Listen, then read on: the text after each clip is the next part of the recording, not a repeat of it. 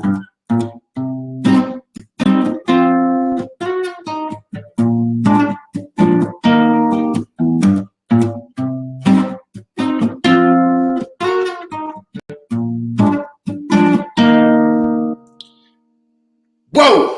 Robert Heffernan, Mangia.tv,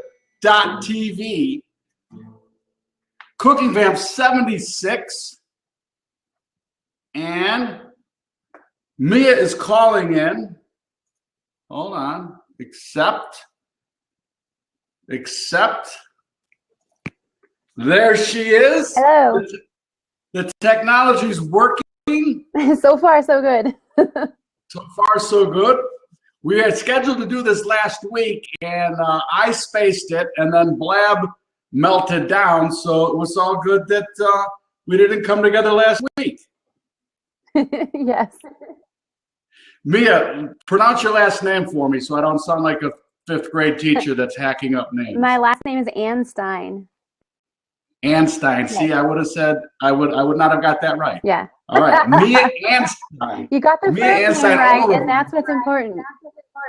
That's right. See, I'm learning as I go here that when you don't know, you just ask. That's a great idea. Right? I mean, more people should just join me in this. All right, Mia, I'm going to do something here for a second, though, because I want to get you in your comfort zone, okay? Okay. So I'm going to switch it up a little bit here and talk to you from up in my blind. Okay. Can you see me? No. Your camo is working way too good. Do you see the background now? I don't know. All I see is your hunting blind. Yeah, well, I just wanted you to be comfortable because you are a hunting expert, so I wanted to ask you questions from my blind. Okay, I can kind of see you behind your icon now. Oh, okay, yeah. I can see your forehead is all I can see. Now I can't see you at all. All right, you know what? I'm going to switch back. I just wanted to show everybody that, you know, I know my way around the blind a little bit. But I just wanted to get you in your comfort zone. Just that picture of a blind. Although I think you spend most of your time on foot, correct? Yeah, I was just thinking we don't hunt from stuff like that very often. No, you are a true out there outfitter, part owner of Wolf Creek Outfitters. Your website is Mia's Motivations at miaanstine.com. Mia, I've read a little bit about your backstory, and your whole life has been around hunting. Hunting has been an integral part since you were a little girl. Why don't you just start us off with maybe your earliest hunting memory? Yeah, and hunting has been part of my life since I was a little girl, but I wasn't always the one doing the hunting. My dad and my brother did a lot of the hunting, and they'd always bring me along, but it just wasn't something that they had me do. So I didn't actually start hunting myself until I was an adult. Really? Yeah. So you watched it, and obviously the fridge and the freezer were always full of wild game or game. I learned how to process meat and how to butcher and what kind of cuts from what types of meat and stuff like that when I was a little bitty kid. But as far as pulling the trigger myself, that was later in life. Really? So how much later in life was it? I first started hunting, I think I was in my mid-20s. Okay. Yeah. So, but they did bring you along on earlier jaunts out into the wilderness? Yep. Okay. So you know what? I think it's so important that you get a little bit of backstory because you obviously, from your posts and all the pictures that I've seen and your website, you have such an authentic connection to the land and to the environment. And so obviously that had a big part of it, those formative years, just being out in nature and part of that process. Yeah, it sure did. I grew up in a very rural town, and we lived way down a dirt road, and my mom grew a garden, my dad and my brother hunted, and I just used to run the hills during the day. I mean, nowadays people would probably panic that their child was lost, but me and my dog would go running in the hills and calling to turkeys and stuff like that. And then we lived across from a river where I would just take my little Snoopy pole down there and go fishing. And I was really good at catching suckerfish, and my mom was always very excited when I'd bring home a stringer full of suckerfish. It was like she would roll her eyes, oh my God, I've got to cook these things for her. So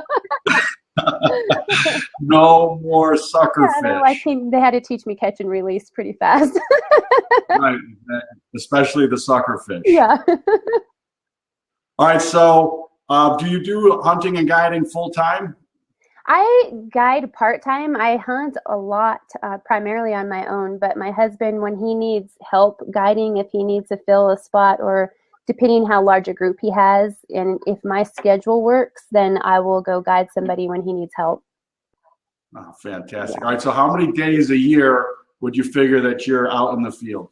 Oh gosh, it varies. In years past, I always said 150 or more days.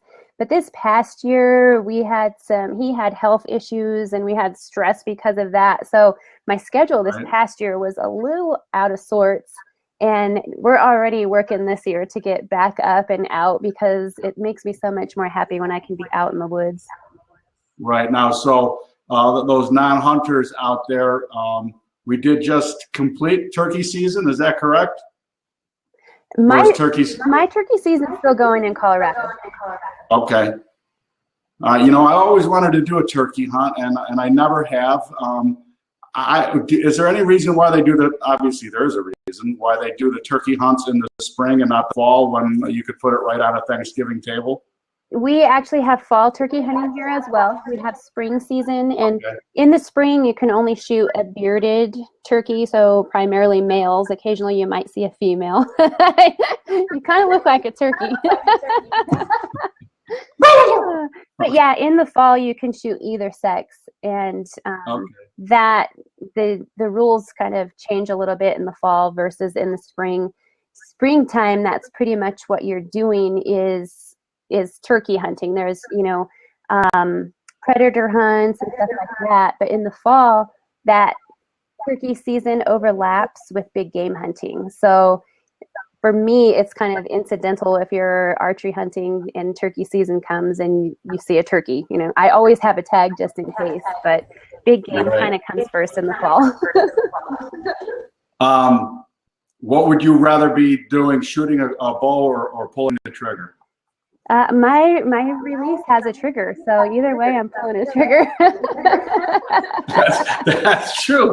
I didn't even think about that. Yeah, I love everything, and it's something that I've talked about a lot lately. Is there can be a bias or favoritism for different methods of take, and me personally, I like it all. And if there's a season and it's legal, then okay, I'm going to muzzleload hunt or I'm going to archery hunt. I actually really enjoy handgun hunting, probably as much as archery, because you have to get up close and personal, and I like that a lot. Right.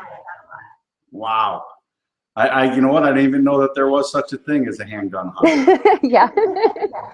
See, I'm learning stuff I just keep learning tonight. Yeah. Okay.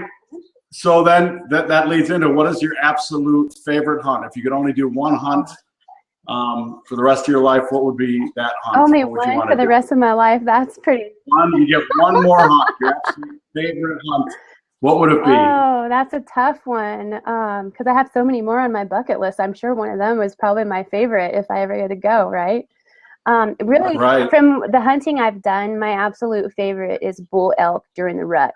And I love the excitement of calling in a rutting bull, angry, snot coming out of his nose, screaming his head off. That is the most fun in the world.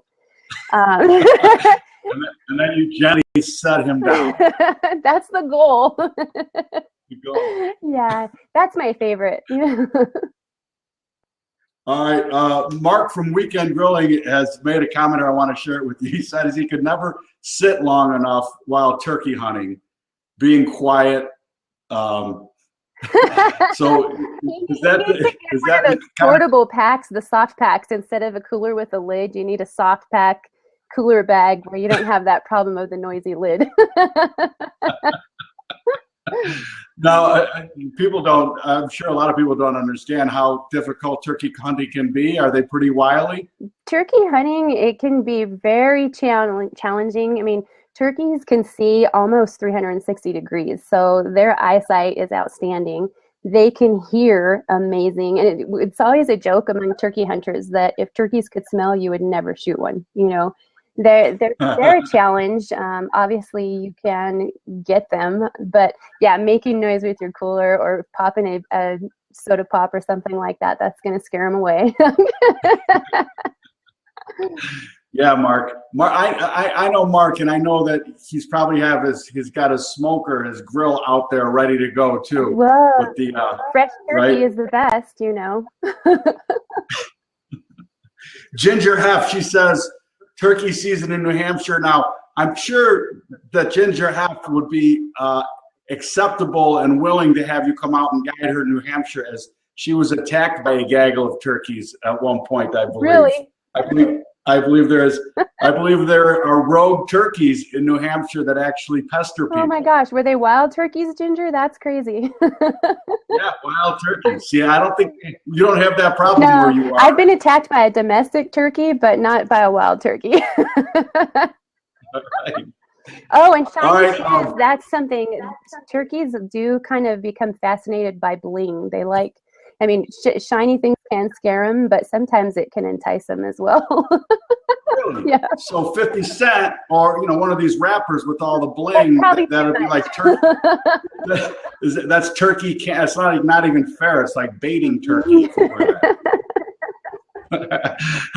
Again, I had no idea. All right, I want you to share a little bit. I've listened to some of your stuff on your website, and some things have popped out to me that I think people want to know about. You mentioned about sometimes wild game and people saying it tastes gamey. Tell us a little bit about what are the things that either can make wild game more gamey or less gamey. Yeah. Just as far as you go ahead, talk about that. Yeah. The best tasting game all begins with the shot.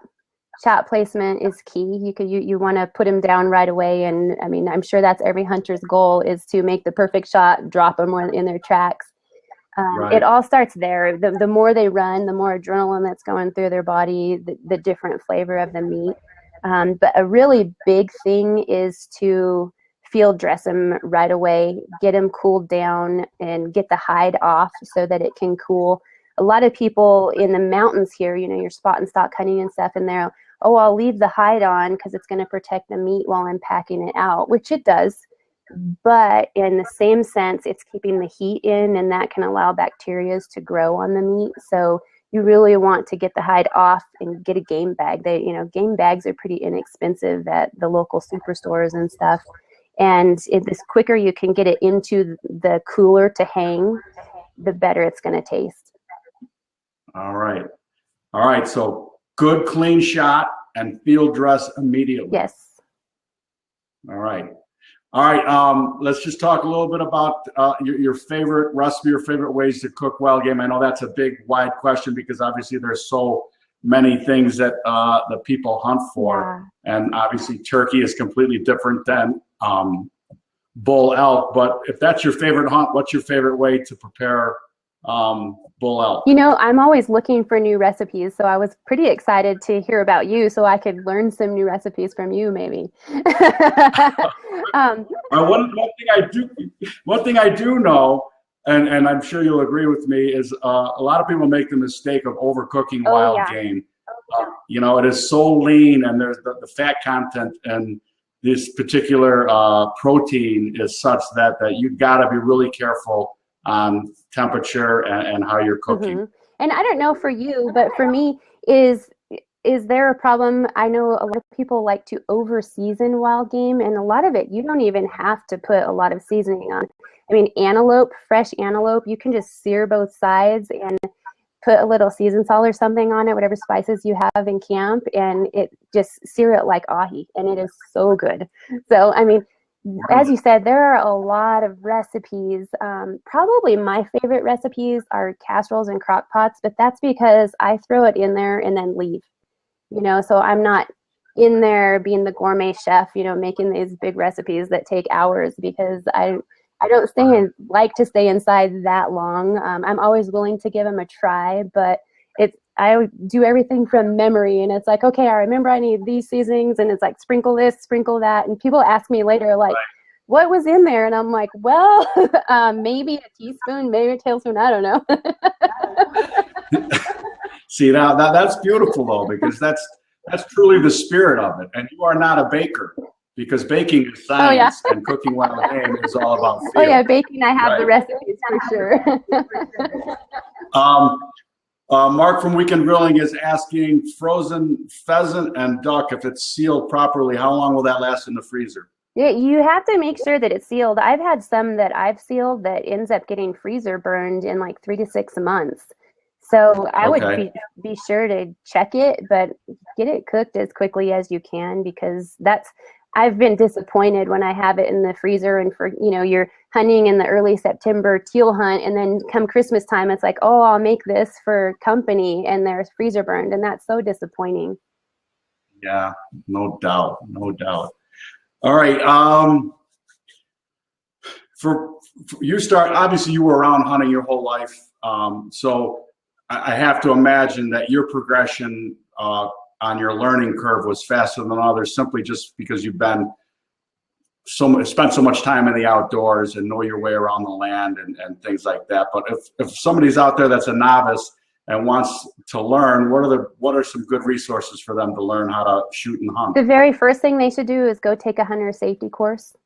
And in the Okay. hunter education courses, they teach you a lot about not just safety and not just shooting, but survival in the outdoors. They teach you about how to handle your game meat, what animals you can shoot, what animals you can't, what calibers that are ideal for hunting. There's a lot of information there. And I always suggest that as the main starting point. And you can also ask the instructors where to go next. Where do I go to buy a gun? Who can I talk to access hunting land? I was speaking at a show in Cincinnati, Ohio one time, and a little girl, and I say little girl, she was probably 18, but she came up and she's like, oh, I learned how to hunt. And her father had passed away. Her mom didn't hunt, and it was she and her younger siblings. And she actually went and got her hunter's education card, and she was so excited to talk about it because she did that. And then she went and approached a landowner because she saw ducks on their ponds all the time. She went and knocked on the door, Right. asked for permission, and started hunting like that. She did it. And it's all the steps that I've always talked about. So she was like, I did it. And she was so excited about it. That is fantastic. I just love it. And I really appreciate, I think hunters in particular, their, I don't know what word to use, but their connection to the land and their connection to food is vastly different than somebody that, and obviously as we've become more urbanized, people have lost connection. And obviously I think that's one reason why we've gone to this industrial food production system. There's no connection between people and food anymore. And I do think it's changing. I think people are getting back to supporting local, supporting community, and getting back to hunting. At Wolf Creek Outfitters, do you guys take people that have never hunted before, as long as they have their hunter education stuff taken care of? We sure do. Yeah, we definitely do. And we take adults and children, and it doesn't matter if they're experienced or not. We have our own safety briefings that we go through before the hunt, and go to the shooting range. We practice. We do different things to make people comfortable. And oftentimes that's when my husband will call me in, depending who the hunter is. You want somebody that's going to mesh with your personalities, and Right. you don't want somebody intimidated out there. Our ultimate goal is we want happy hunters. I mean, regardless of whether they're archery hunting or rifle hunting, we want them happy. So we want to make a new hunter comfortable, but we also have a goal, and I don't know if every outfitter does it. I've been with some that do and some that don't, is we try to teach our hunters as well. We show them sign, we show them why we're hunting in certain areas. We show them how we're finding the animals, and that way they can go hunt on their own if they want to. A lot of Right. people that come hunt with us are very experienced, and they hire guides because they don't have time to go scout themselves, or they live in other states, and it's like they don't have time to take a vacation to scout and a vacation to come hunt. So that's why they hire a guide, not because they don't know what they're doing. So, Right. Because the the migrations and the patterns of the animals change annually. So without proper scouting, you're going to be out there writing poetry. Yeah, yeah. And it varies, weather conditions and moon phases vary. So it if you can be out there close to the hunting season, it just gives you an advantage. Right. I really appreciate and love what you say on your website about hunting being a backdrop. And we say this all the time at Mangia TV of getting people to get together around friends and family, around an event like hunting, and just spending more time together. That is truly one of our motivating factors at Mangia TV, and it's so nice to see other people championing that cause, because in this digital age, I think that's part of a lot of our problems. People just get wound up in their digital devices and lose connection with each other and with the land. And it's such a breath of fresh air to see your tweets and your pictures and what you guys are doing. So from Mangia TV, thank you very much for what you do. Well, thank you. It's nice to hear that you're seeing what we're doing and or what I'm doing. My husband, he doesn't do the devices and stuff. He barely does his phone, but his cell phone. But yeah, Good for him. he's always like, "What are you doing on your phone?" And I'm like, "Oh, I'm gonna go and do a blab." He's like, "What's that?" Well, and obviously it's a double-edged sword, because here we are on the interweb, and there's some hunting to be done out there. So thank you so much for spending some time with us. I will share the video of this so you can do with it what you want. I'll also edit it again. Although I don't think we don't need to edit anything out. We hammered this one first shot. First shot. It was a drop-down shot. This one. All right, Mia Anstine, everybody. Everybody say thank you for spending some time with her. You can find her at miaanstine.com, Wolf Creek Outfitters, Mia's Motivations, Mac Outdoors. Is there anywhere else that we can? If you Google my name, you'll find me all over the place. I really try to share it with everyone. So. All right. Listen, Mia, I think I need to come down and do a turkey hunt so I can put a fresh wild turkey on the Thanksgiving table. Yeah, that's a great idea. All right. All right, you have a great week, and we will stay connected. And thank you very much. Thank you for having me. All righty. How great was that?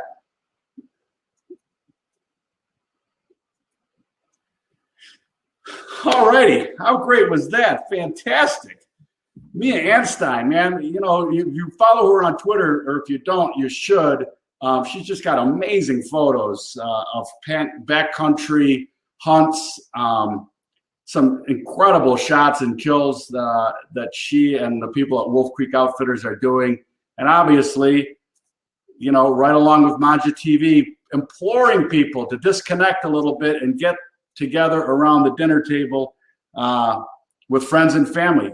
All right, now, since I couldn't last week, I'm going to do a little chuck wagon, live from the chuck wagon. Now, am I blocked on this one too, or can everybody see me in the chuck wagon?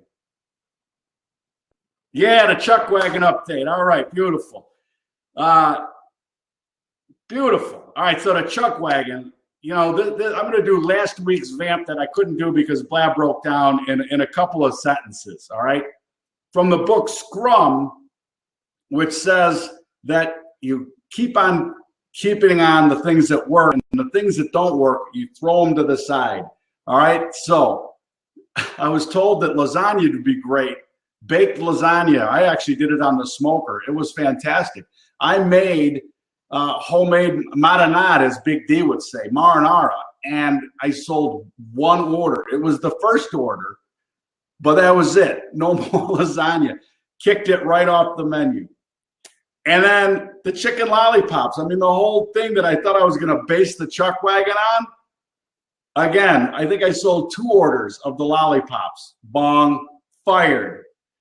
Fired. How about it? I mean, they look beautiful. They taste great. Everybody loves them, but nobody wants to explore when they're going to the food cart. But what I did do, so I took the thighs, right? And my brother said he had been to this gourmet taco shop in Northfield, Illinois, and they made duck confit tacos. All right, well, I don't have a good source for duck yet, so I just went with the chicken thighs. I put them on the smoker for 7 hours. Now, I covered them for most of the time because that's way too much smoke to get to them. Covered them with foil, but just the thighs, skin side down, bone in, a little bit of vegetable stock, and I just let them go at about 180, 190. The grill was, I think, more like 200 degrees for 7 hours. All right, that was my version of confit chicken thighs. Long story short, though, they sat there in the fat, and they just simmered. And then I just took a pair of tongs, and they pulled apart like pulled pork, even more than any pulled pork I've ever pulled apart. All right, they were unbelievable. I had them last Friday, and I had, I think, 15 orders or 18 orders of them. And I sold them all. I mean, it started getting through the town. You got to get over there and check out these confit chicken thigh tacos. So the lollipops are gone. The confit chicken tacos are on the menu, and I don't think they're going to be able to be, wiggled off that menu anytime soon. Ron says the public is fickle, and they do not appreciate the greatness that is Bob. Thank you so much, and you're too kind. Your words are too kind, but it does remind me of my brother Brian said, and when I talked to him about it, he was a restaurateur for many, many years, and he said, there's one thing I can tell you about the restaurant business, and that you can't tell people what they want to eat. All right, so no ego involved. They didn't want it. I think it's great, but they didn't want it, so move on. So that's what we did, and we came up with a hit. And here's my bigger problem with the chicken thighs this way in these tacos. I'm finding myself eating, I'm into them early. If there's not a line or if people aren't there I am over my own grill, heating up the tacos and making the street tacos for myself. All right, big problem. Eating and drinking your profits is probably the quickest way to food cart dismay. There go the profits. Exactly. I'm on a craft beer and food cart lot. My neighbor spent 26 years on Alaska fishing boats. So he's got fresh and frozen seafood coming down from Alaska for his cart. I keep eating his fish and drinking the beer from the food cart, and man, it's going to be a long summer if I don't straighten up. Thinking I need to find confit duck recipe for those duck breasts in my freezer. Absolutely. And so the whole deal for the confit duck, confit means it was an old way to preserve meat. So it meant really low and slow in its own fat. So put those duck breasts down, find some rendered fat, duck fat, and some vegetable or some game stock, and put it over there. But if you're going to put it on the smoker for 7 or 8 hours, what I did was I covered it with foil for the first 6 hours, and then I pulled the foil off for the last hour, hour and a half to let a bit more smoke get to it. And I'm telling you, man, they're phenomenal, and they'll be great with the duck also. So the one other thing in the week I wanted to share my new favorite song. You know how you find you're driving in the car and you find a song? All right, the Revivalists touring the East Coast. All you East Coast folks get to see them. They don't come out west. I think they make a stop in Colorado, and I think they make it to Chicago. The Revivalists, though, check out the song. Just loved it. I heard it and I thought, man, how did I never heard this song before? I thought it was like 60s R&B, and I couldn't understand how I hadn't heard it before. And then it's because it was written released last year. Andrew, yours didn't stop, but I stopped it. but you're gonna have to go back on. It's Wish I Knew You When I Was Young, the Revivalists, coming to a city on the East Coast. And just a great sound, man. I love that sound. All right, folks, listen, happy Monday. Thanks for stopping in. Spread the word about Mangia TV. Please share the links that we put out there for the Cooking Vamps and for Therapy Thursday. Coming in June, we're going to have a Wine Wednesday starting in June. And I'm going to start pushing a live segment at least a couple times a month from the food truck on Fridays. Food Truck Fridays. Don't think that I have to rhyme something in order for it to be something on Mangia TV, although it's going to work for the first 7 days a week because that's how we roll here at Mangia.tv. Listen, do yourself a favor and cook somebody a meal, all right? How about this? Do yourself a favor and shoot somebody a meal. Get out there and do some hunting. Get the friends and family around something that you took down with a clean kill shot, good clean shot, and field dress right away. The two things we learned tonight from me and Anstine. All right, that's it. That's what I got. You guys have a great week. We'll see you next week for Cooking Vamp 77. I'm not sure what I'm doing next week, but I got Sean Moselle coming up first week in June. I believe it's the 6th. And Sean's going to talk more about mental hygiene, all right? Hashtag chew on that. You guys have a great week. We'll see you all next week. Stop in Thursday night for Allison and her cooking therapy segment. Other than that, take care of each other. Thank you. Whoa, resume recording. I forgot. Almost forgot. Roll the credits.